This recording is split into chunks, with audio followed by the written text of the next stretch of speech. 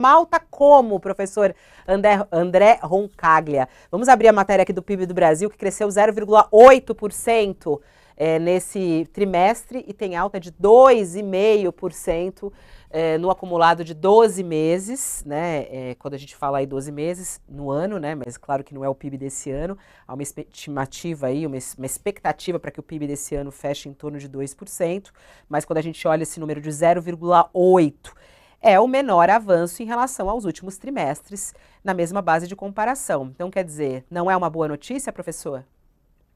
Não, é uma boa notícia, sim. A gente teve basicamente a economia estagnada no segundo semestre do ano passado, né? Agora, com os números revistos, no terceiro trimestre a gente cresceu 0,1 e caiu 0,1 no quarto trimestre.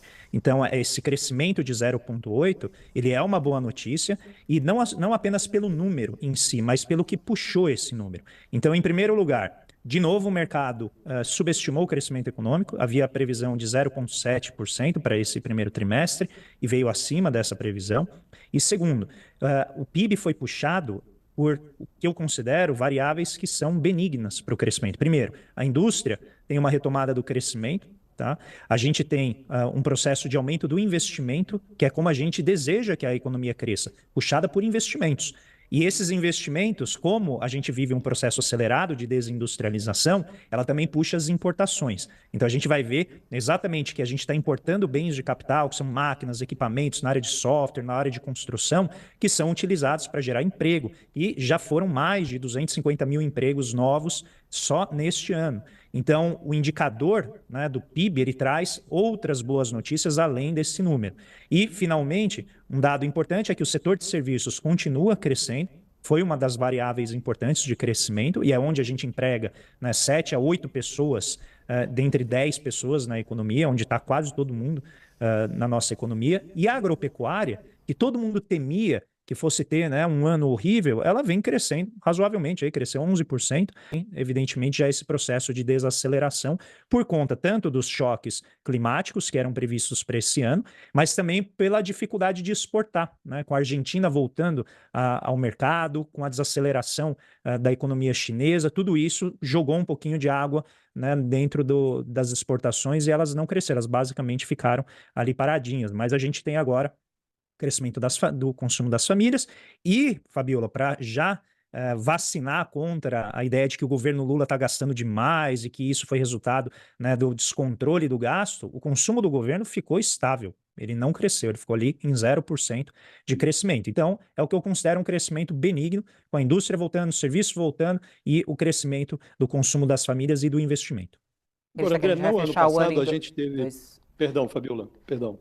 Eu ia só perguntar se ele acha que a previsão é essa, de 2% ao ano, que vai ficar 2% no final de 2024, é isso? Ou E a mais? minha previsão está entre 2,2 e 2,5. Tá? Seja por conta das subestimações que ocorrem, tipicamente, ao longo do ano, porque a gente está vivendo, Fabiola, um cenário econômico que é muito diferente daquele que a gente viveu nos últimos 15 anos. Tá? A sequência de choques, tanto da pandemia quanto as guerras que eclodiram, elas começaram a mexer profundamente na dinâmica e no comportamento das variáveis.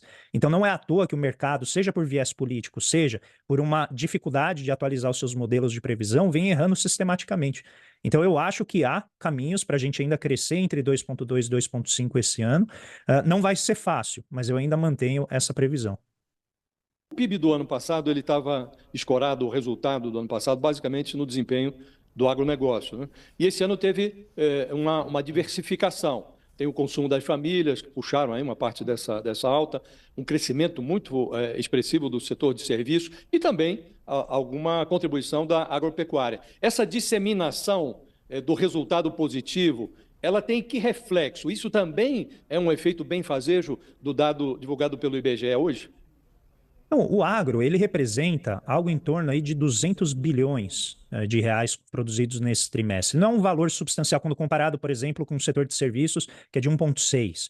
Tá? Então, o efeito dele tem muito mais a ver, na minha visão, com as exportações, a nossa dificuldade de canalizar essa produção para fora, do que efetivamente num efeito positivo sobre empregos, sobre renda, porque de fato os efeitos do setor agropecuário são bastante limitados, tá? Sem tirar a importância dele, sem com isso desmerecer, que é super importante para o país.